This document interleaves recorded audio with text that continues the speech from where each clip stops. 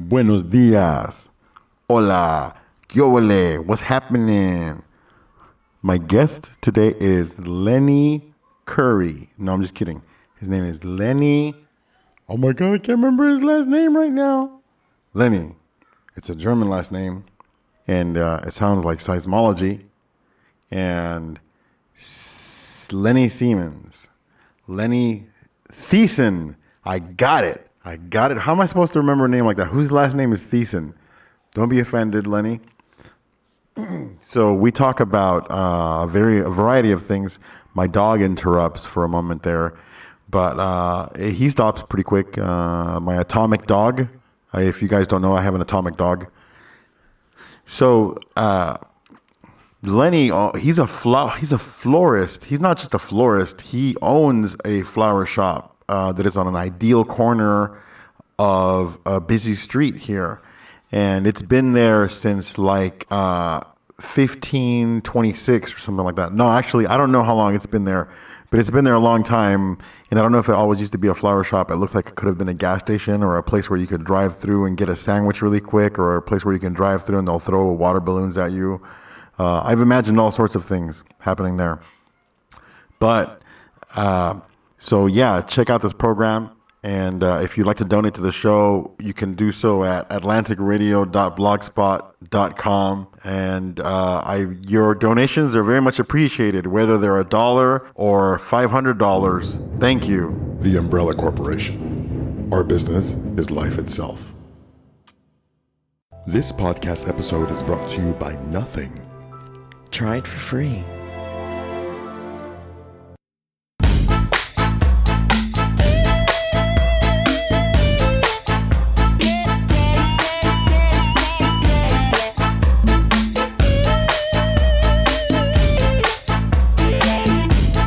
So, you were telling me that we're on, by the way.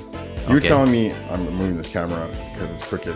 You were telling me that you moved to St. Augustine, and then you hated Florida. You were like, I hate Florida.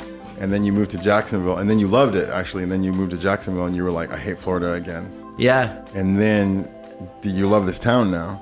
Yeah. Right? And then I said to you, I wish I felt that way too. And nobody wants to talk to, I don't know, like somebody who's gonna like talk smack about the city. Like, who wants to hear that, right? Like, Right. Right. But I wonder. I'm not the kind of person that can't, like, I have a trouble tricking myself into perspectives that if I don't feel a certain way, I just don't feel that way. Right. And I wonder, I try to figure out why that is. And one of the things that I notice is I've been here 15 years and I don't feel at home. Like, I don't feel, like, for example, where I grew up, it has a different feeling. Yeah. And then I wonder, am I even making up that home? Is that just some idea? Am I just making that up? Like some home feeling?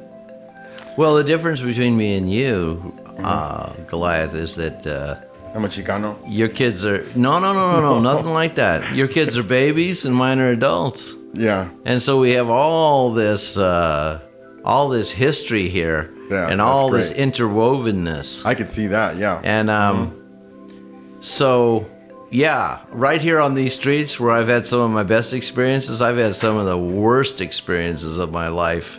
You know, for a while I was my teenage daughter's worst nightmare, following her around, seeing which houses she was going into, and trying to figure out who those boys were and what was going on, and Stalker dad. You can't imagine. That's how I'm gonna be. And all this stuff went on right here in this neighborhood. Yeah. But in all the joy that came with it later, and all the amazing ways that the kids change and grow and stuff, and so far, pretty happy.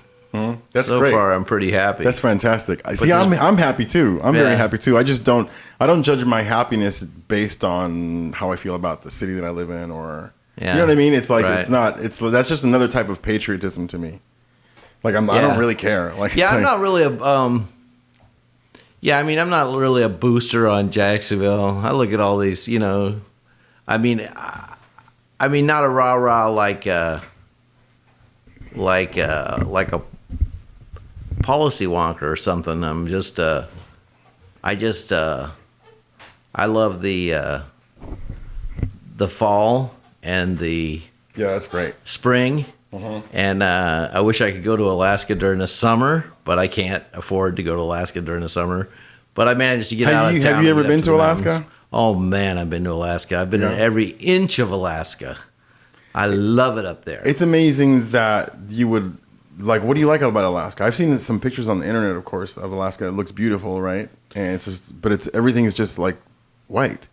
Like everything's just Snow White. It's not. No, the summer in Alaska really? is like, it gets a little bit dim around 10 o'clock at night, and then the sun comes up again at about 12:30 or 1 in the morning, and it's just go go go go go, and it's just the summers are magical. I've been through a few winters in Alaska, and I can imagine I wouldn't be able to take that very long. Oh, the winters? Oh, yeah. The winters. I can I've been imagine. through a couple of winters in Alaska, and that's intense. But summers are almost make it worth it. Yeah, I watched my peek into what Alaskan life is like is this movie that I saw with Al Pacino. Oh yeah. What was that movie called? Yeah, You it was remember? creepy as hell. Well, I'm like, oh, I don't want to live there. You can't sleep because the sun won't go down, right? It's like, yeah, it was a creepy movie. So when you go to Alaska, where do you stay? Where do you like to look at Alaska? Well, I have a friend who's got a charter fishing boat in Kodiak. So one summer I got to go to Kodiak and work on his fishing boat, which wasn't work at all. I had free rent and $1,500 a month, and all I had to do was bait hooks. And half the time the people would get tired fighting the salmon, and I'd get to take their pole and land the salmon. So it was great. It was a dream job for a summer. And so I have friends in Kodiak, and I have friends in Anchorage. And Kodiak, is that far up north or more down south? Kodiak is an island. Oh, okay. It's like the beginning of the Aleutian chain.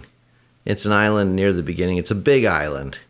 And that's the name of a cat or a bear? Bear. It's a bear. Bear. Right? Are they there, Kodiaks? Yeah, the Kodiak.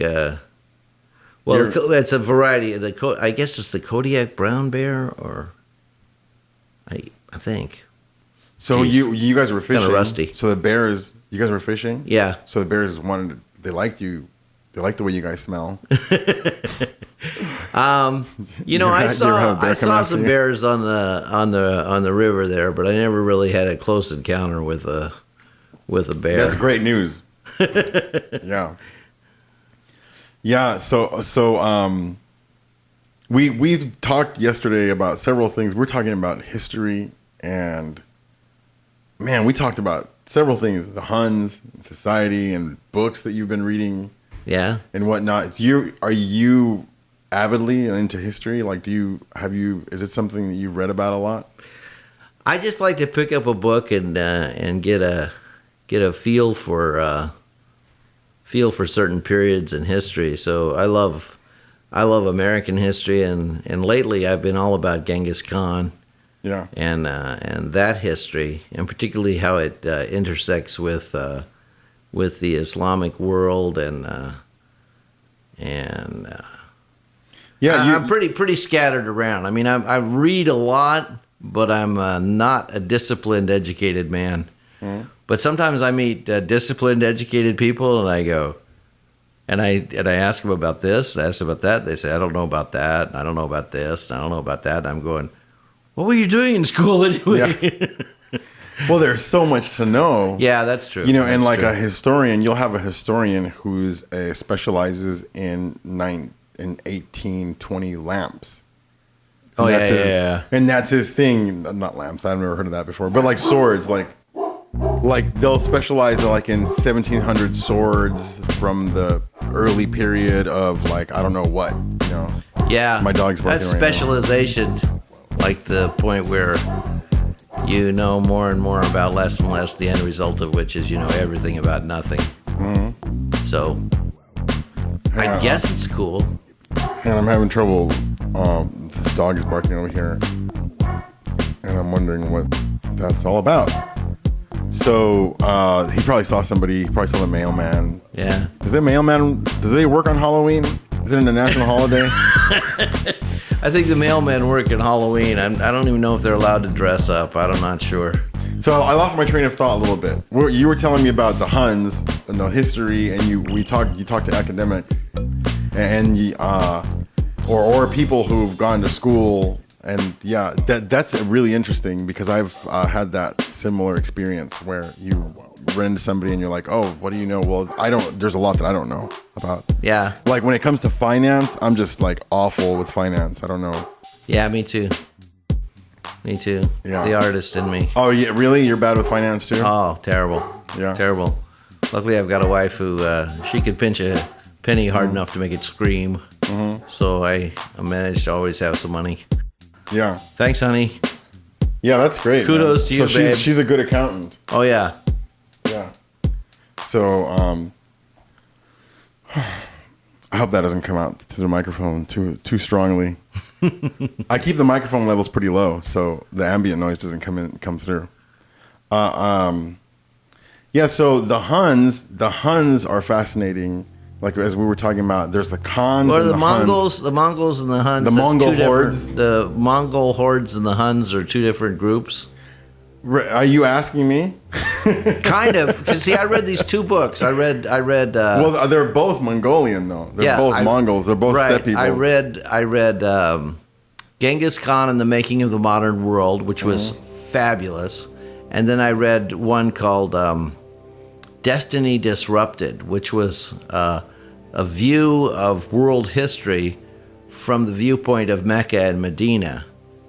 So in the West, we view the world from Rome, and they view the world from Mecca and Medina, and their culture, the Mediterranean culture, is a seagoing culture, and the Mecca and Medina, that's the land routes to Asia, and so they view things really, really differently. For example, on the Crusades, people are always talking about the Crusades, and this guy says, well, the Crusades to the Muslim world, it was just kind of like a weird curiosity. So all of a sudden, these guys came from Europe, and they thought they were really primitive, and they said, "What is those guys' problem?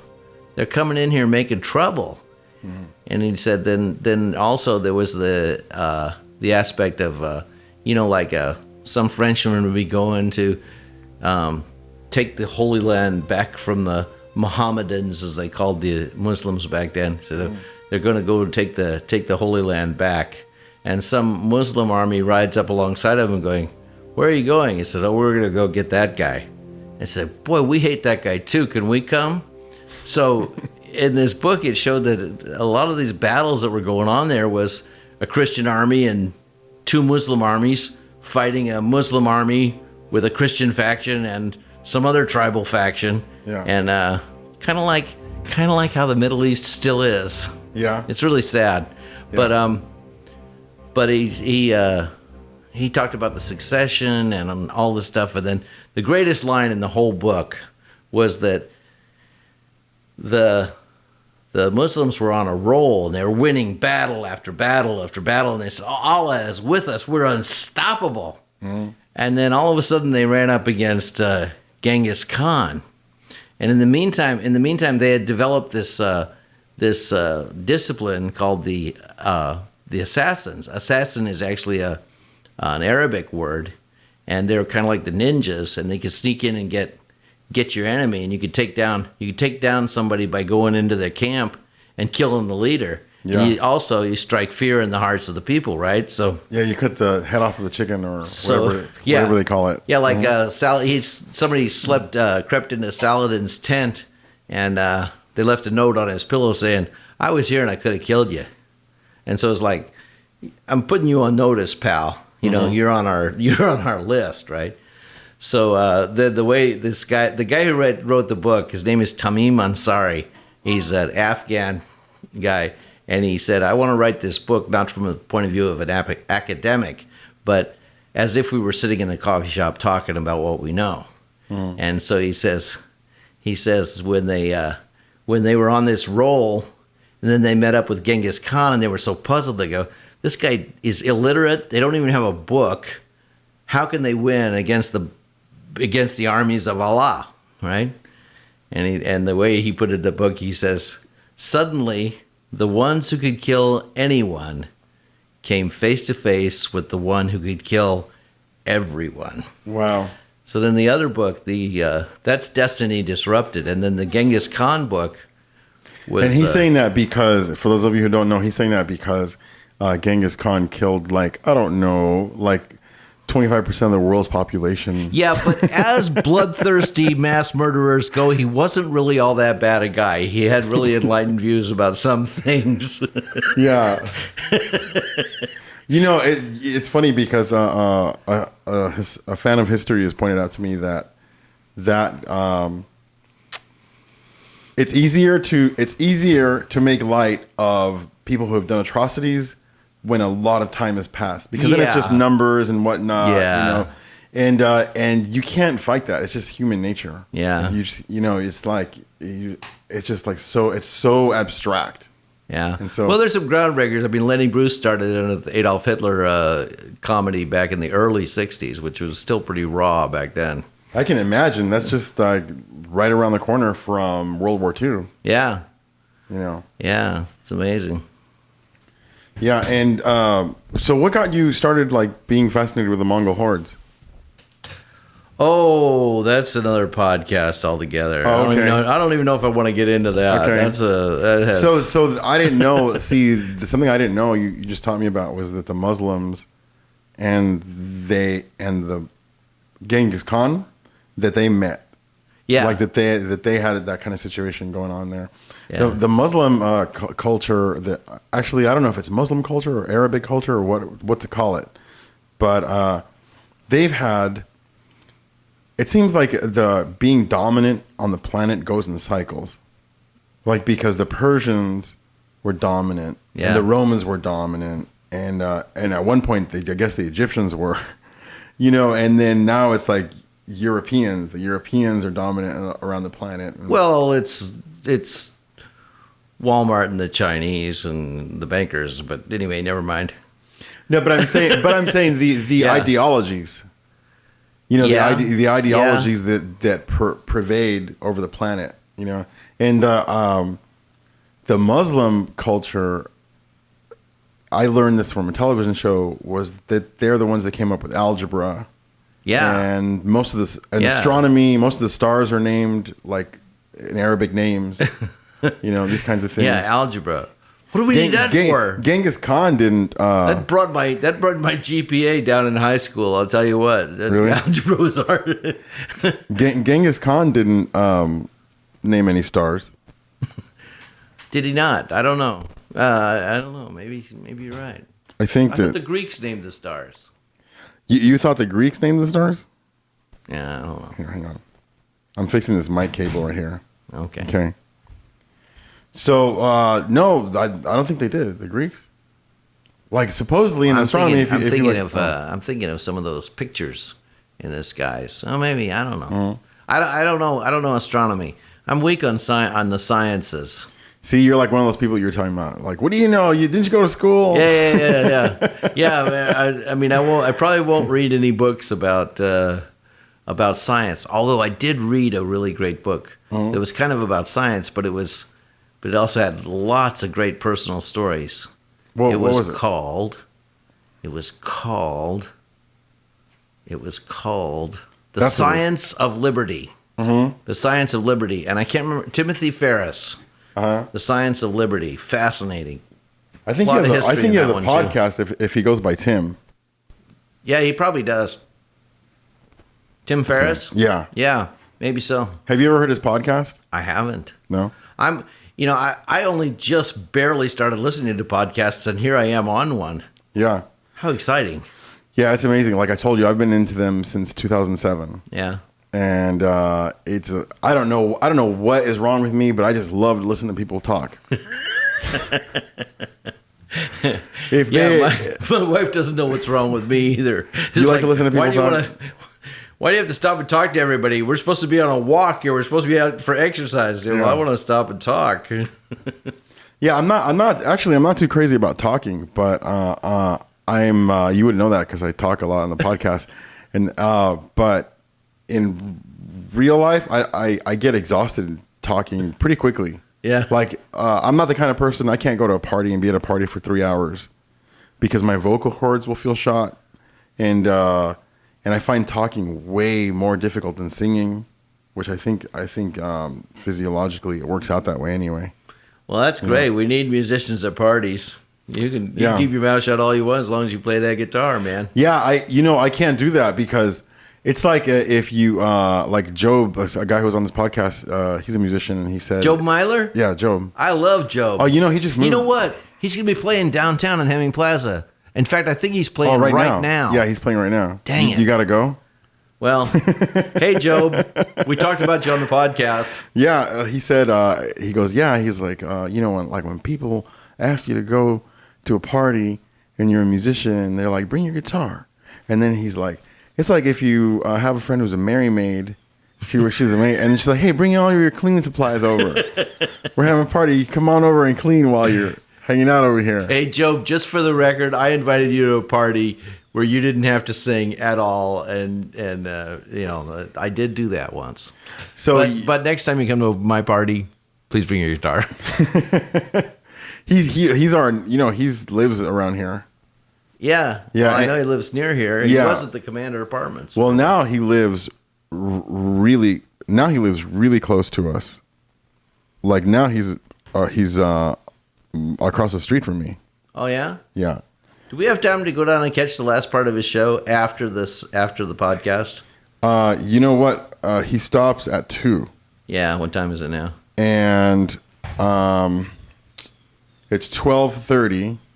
But I can't go because I have to help a friend with getting a job right after this. Well, there you go. I have to pay a musician that I work with, and then I have to help another friend with getting a job. Well, you know what they say. If you need something done, ask a busy person. Yeah, really? Is that what they say? No, they don't have time for you. I don't know who they are, but it's pretty smart, actually, because you think about it. The people that get stuff done are the people that are always doing stuff. Mm-hmm. The people that don't get stuff done are the people that sit around and moan and complain. Yeah, that's true, actually. Yeah. I've noticed that's true. You can rely on people who are busy. Or, yeah, you can rely on them to have some sort of avenue to what you're trying to get to. Much better than the dude who's just like sitting at home playing video games or watching TV. I don't know. So you were telling me about also. Are we done with the Huns? By the way, this is a fascinating topic, though. The Huns, not for a lot of people. The Huns but we can always come back to. Oh, one more thing about the Huns, because I want to plug a movie that I think everybody ought to see. There's a movie called Joda. I think it's Joda Akbar, and Joda Akbar. Wait, Joda.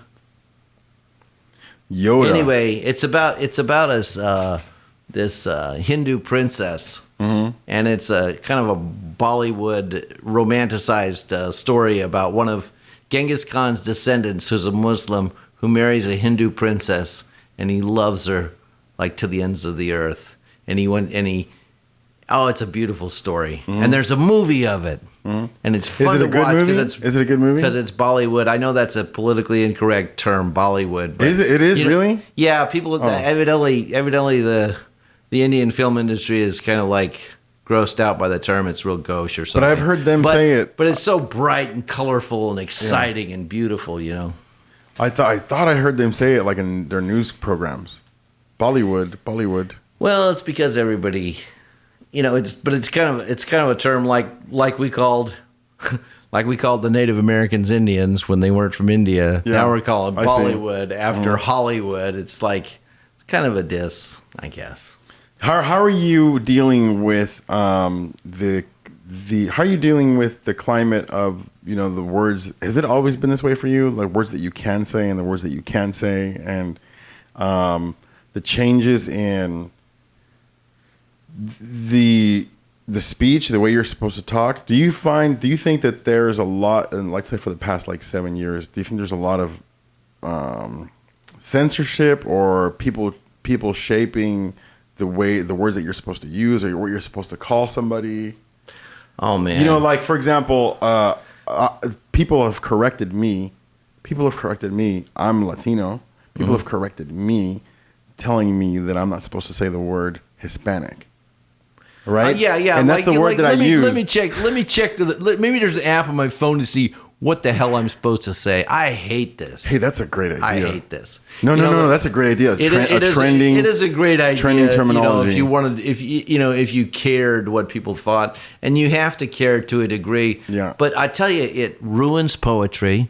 It ruins song lyrics. I mean, like the greatest example of that is, somebody wanted to quote Victor Hugo as saying, "Man is born free, and everywhere he is in chains." And they insisted that they have to change and say, "People are born free, and everywhere they are in chains," which just doesn't have the poetic. And if you can't make that shift in your mind that man, he's talking about everybody, come on, give it a rest. People are born free. What was the original? The original one is "Man is born free, and everywhere he is in chains." It's consistent. Yeah. You say people are born free, and everywhere they are in chains. It just doesn't have the same quality to it. It's nothing male centric about it. It's just bad poetry. I wouldn't refer, as far as political correctness and the perniciousness of it. I want to take my hat off to George Carlin because he has a great rant on political correctness. Oh yeah, I've heard it. The one where he talks about. Actually, I think it's the same bit where he's talking about pre-boarding on an airline. Right? He's like, "Are you boarding or are you not boarding right now?" He's like, "Now we're gonna pre-board." He's like, "What is this?" He's like, "What? It just started. I never heard that before." He's like, "We're gonna pre-board. Okay, are we boarding or not? What does that mean? Like pre-boarding?" It's foreplay. If boarding is what you're really into, it's foreplay, I guess. Yeah. Right. Exactly. It's a sweet talk. Pre-boarding. It's sweet talk of airline sweet talk, stewardess sweet talk. So I take it that you don't, you're not too appreciative of the climate of language gymnastics that you have to be performed right now with the words that you're going to use, right? Because is it somewhat stifling? Well, I wish it. By the way, what does pernicious mean? I don't have a dictionary. Pernicious is evil, like. Oh, okay. Like stealth evil. I see. Like sneaky, creeping evil. Mm-hmm. Pernicious. I think. The word is too pretty for that. Oh, well. It's delicious. Right. It sounds like delicious. Pernicious is a delicious word. Pernicious, delicious. Delicious, pernicious. For evil, yes. So, yeah, my wife is, she's been to college a lot. Mm-hmm. So she, there's an environment in college that is where it's stronger to adhere to, to be empathetic. And she's a mental health counselor. So there's a lot of for that and trying to use the right words and all the time. And she can do it, but we've had many arguments over the years, and we've come to terms like she accepts that I could say whatever I want. And she could say whatever she wants. Yeah. Well, I can understand. And I don't say anything. I don't say anything bad about people. It's just like, I just can't. I'm trying to get a point across to you, right? Right. And if I'm stopping you all the time to analyze cut apart the words, the actual words that you're using, forget about what you mean, right? I'm just going to cut apart the actual words and just look up at the dictionary. What does it mean? It's like, well, you're not listening to me at all. You know what I mean? Like, I'm trying to tell you something. I could do it in mumbles, like, and if you get what I'm talking about, yeah, because exactly. it's the intention behind the word. Yeah, like you could say the word bitch, a guy could say to his brother, "Oh, don't be a little bitch," and he's not saying something. He's not trying to like saying something terrible to his brother or something like that. But you could say the same word with a different inflection, with a different intention to a woman, and it's a totally different meaning. Yeah. Well, Lenny Bruce, I mean, we owe a lot. We just segue on to another topic here, kind of related topic. We really owe a lot to comedians for, calling us out on a bunch of the stupid stuff we do. I already mentioned George Carlin, but it's an amazing Lenny art form. Lenny Bruce is amazing, and it's like I believe when the like if they ever finish. They've been on kind of a 2,000-year break from adding to the Bible, but when they finish the Bible, or when they write the next, it's got to have a sequel, right? We had the New Testament. It's 2,000 years. Come on, we need some new material. I think there'll be a book of Bob Dylan. I think there'll be a book of the book of Dylan. The book of Dylan. The book of Lenny Bruce. I'll see if I can Photoshop it for you. Okay. The book of Dylan and the book of Bruce. And then Bruce 1 and Bruce Lee. Bruce 2. Right. Like Solomon and David, we'll have MacArthur and Patton and those will be the big battles and all the lessons, all the lessons you can learn. I mean, heck, we learn, you can go to any church in town and you can probably you just go there long enough, you hear something about some Hebrew general that did something really smart because he was in tune with the situation, and then they draw all sorts of lessons from life about it. You don't think that thing happened to every soldier on every battlefield in the history of mankind? It certainly happened to George Patton. I don't know anything about Patton except that George C. Scott played him in a movie, and I didn't watch it very much because I was too Mexican. I couldn't understand what the hell was happening at the time because I was a kid. Yeah. Well, we would watch that one together. Although George C. Scott said that I have a peasant's face, and Patton was a patrician. He had a much different face. He says I have totally the wrong face for it, and I understand he had a wrong voice too, but that's what everybody remembers. Oh, really? But did Patton talk like that? Everybody talk. George Patton. I mean, George C. Scott just did his own. I'm an actor too, so I read. I'm a nerd. I read it. I love to watch the shows about actors and what they did and stuff. Mm-hmm. And basically, we have I'm going to go through the enemy like crap through a goose. Mm-hmm. And but it was totally his own caricature, which didn't have much to do with Patton. Really? So what? I wonder, are there any recordings of Patton?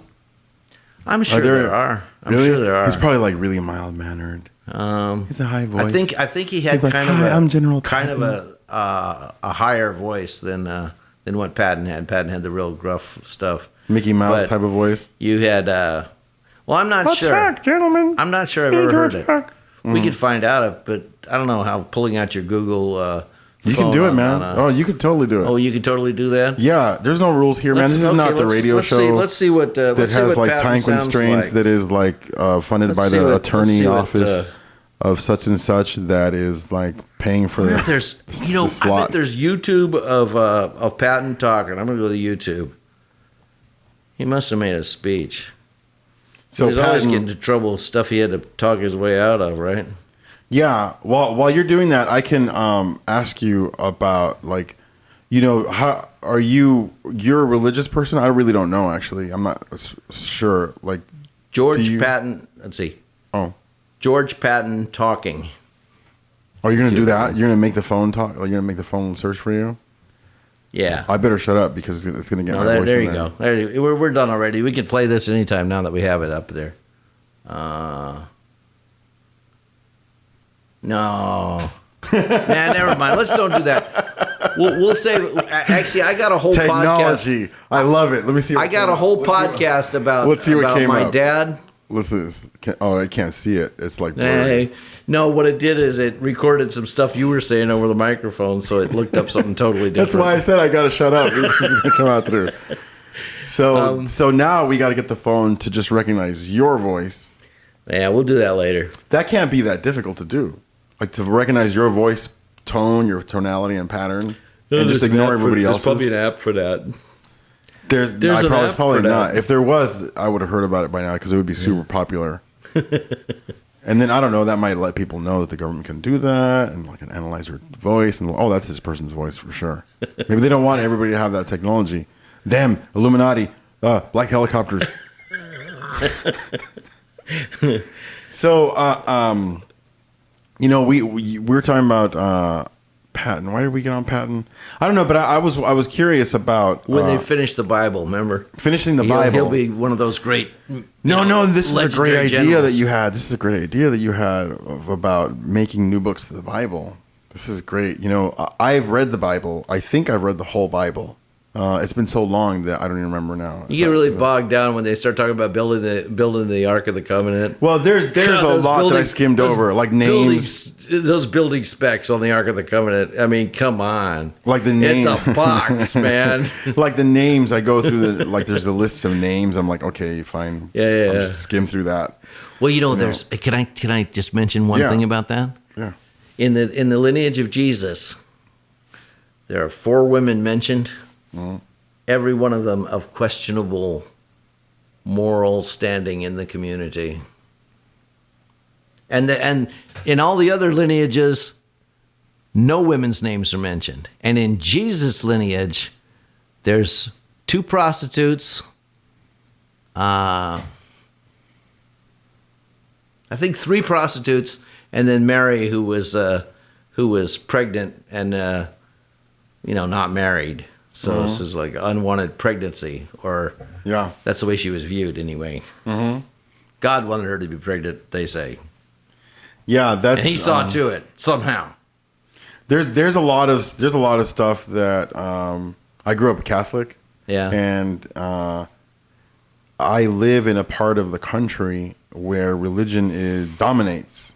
Mm-hmm. It's definitely dominant right now at this point in time, and the religion is a kind of a topic where it's like politics, where you can't really discuss it with people. There's a point where you can have a discussion, and then beyond that, it's like there's just a wall. Yeah, there's a great quote about that. Is the preacher and the layman were discussing things, and they reached the end of their discussion. He said, well, we each have our own viewpoints, but it's comforting to know that we both worship the same God. You in your way, and I in his.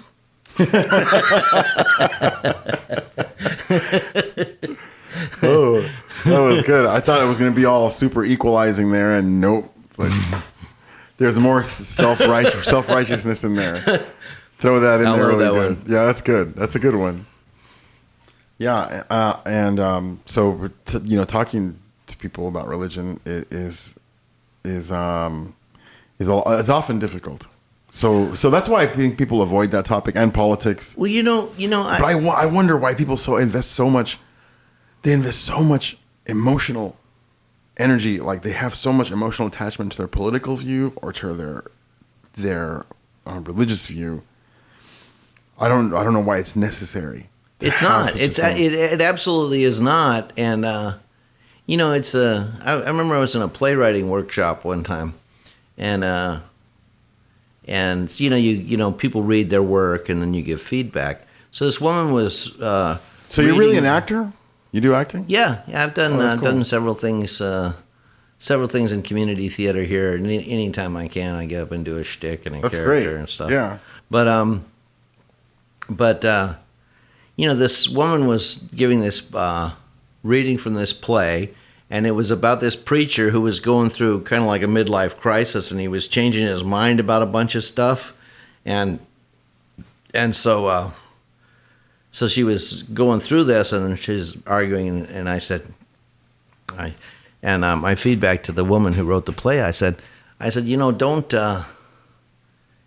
miss out on the beauty of Scripture to express the kind of things that he's saying, because there's a lot of beautiful passages in Scripture. And the guy who was leading the playwriting group says, Well, he's talking about Buddhism. How can he have any how's he going to start quoting scripture if he's talking about Buddhism? I'm going, don't you know that, I mean, spiritual stuff is spiritual stuff. I mean, I heard a Baptist preacher the other day talking about something, and there is everything that's in meditation and everything about making yourself empty and making yourself a vessel for, the inspiration to come. It's all in every faith. And I was amazed that this guy, who's very, very well educated, thought Buddhism and New Testament Christianity don't have anything in common. Are you kidding me? That's what is up with that? It's like people are like streets and they have a pothole. Everything is smooth and it's beautiful and the conversation is going and all of a sudden it's just like boom. Damn. What the hell is that, I man? bent the rim and ruined the tire. Yeah. Wow. What is that, dude? You need to take care of this pothole we have right here. Like the road is beautiful, but this is gonna ruin everybody's. Oh, you know what? I just realized why they're calling me. They're nervous. Oh, really? Do you need to get in touch with somebody right now? How long were we gonna go? We can stop whenever you want. There's no rules here. There's no rules? There's no rules here. This is like, we can actually, if you want to levitate, we can levitate. This is anti-gravity up in here. All right. Well, let's, I was so excited to come over here and do this, and I've had loads of fun, but I think I'm going to have to wrap it up now. And maybe we can do it again. Yeah, we can. Hey, you're welcome. I got to go deliver flowers. Yeah. Come to St. John's Flower Market, 4015 St. John's Avenue. St. John's Flower Market, and there's going to be a concert there. Yeah. This Saturday. This coming Saturday. Wait, when is that? Tomorrow? Is that today? When is that? Saturday. Saturday is the 5th of November. What day is it today? Monday. Today is Monday. Yes, 5 days hence. They don't know what day it is. All right, 5 days hence. Yeah. And Goliath Flores is going to play. Yeah, I'm going to play there at 5, I think. He's great. You're going to be a real treat. So the flower shop. If you've only ever heard him talk, man, you're in for a great treat. He also that's so plays nice. a guitar. Thank you so much. He can play some guitar. I have a really quick question if you have a moment. Yeah, sure. How did you get into flowers? It was an accident. Oh, that's great. You don't have to say anything more than that. We can talk about that later. It was an accident. My dog is barking again. There you go. We're out, ladies and gentlemen. All right. All right. Thanks, and the dog's signing out too. I know, exactly right. I think that was a good little episode. Did we do a half an hour? Oh, really? Wow. Time flies when you're having fun. Let me see who called. Because I just realized they're probably saying, Lenny, you got to get this thing out of here.